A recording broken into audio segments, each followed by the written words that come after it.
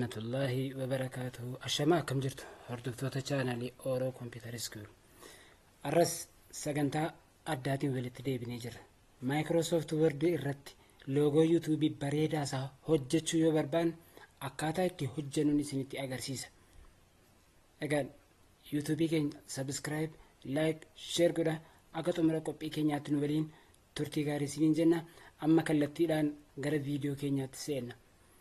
Egaan kun loogoo ofumaaf hin hojjedhe kana fakkeessuudhaan bifa akkaataa alaabaa Oromiyaatiin fakkeessee nan hojjedha. Isinis ilaaltanii bifa salphaatiin baruu dandeessu. Egaan loogoo hojjechuudhaaf sheepiidhaan kan inni hojjetamu yeroo baay'ee sheepiin Microsoft Word irraa insertii keessa galuudhaan bakka kana insertii irratti yeroo tokko cuqaastu. Eega cuqaastanii booda as dhufuudhaan as keessaa sheepiiwwan gosa hedduutu jiru. As keessa asirra dhuftaniitu sheepiiwwan gosa garaagaraa jiru. Kan ittiin hojjechuu barbaadan as keessaa filattu. Fakkeenyaaf geengoodhaanii geengoo kana asirraa fudhadhee dhufeetan maalan godhaa asirratti draw godheen kaasa. Akkasittiin kaasa. Ergan kaasee booda bakka kana dhufuudhaan halluu isa bifa walakkaa guutuu tokko ta'e kana keessaan balleessa. As dhufee kanaan filadha. Amma keessoon isaadha adii qulqulluu ta'ee jira. Egaan akkuma argaa jirtan daarii isaa walitti dhiphisuu barbaadan bakka kana dhuftanii kallattii hundaan akkasitti walitti bubbutu walirraa illee harkisuu ni dandeessu jechuudha. Itti aansuun akkamitti immoo akkas taasise jedhu waliin ilaalla. Halluun isaadha alaabaa Oromiyaa inni jalqabaadha diimaadha. Halluu diimaa dhannee filanna. Isas asuma foormaatii keessa dhufneetiyyuu isa kana shape outline kan jedhu jira. Shape outline as keessa seenneetu halluu diimaa barbaanna. Akkasitti tuqannaa jechuudha. Amma bal'isuu nu gaafata asirraa shape isaa kanaa jechuudha.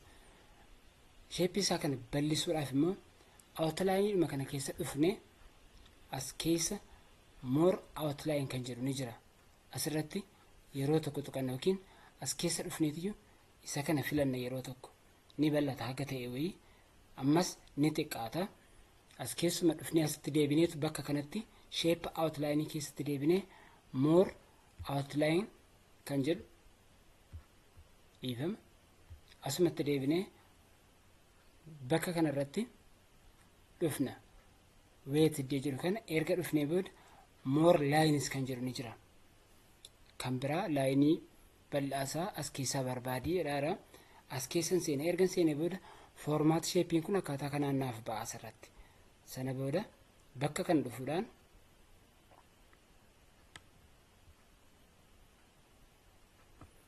bakka kana dhufeetan as keessaa wiidsiisaa kan argaa jirtu ta'e kun 6 poointiidha jechuudha.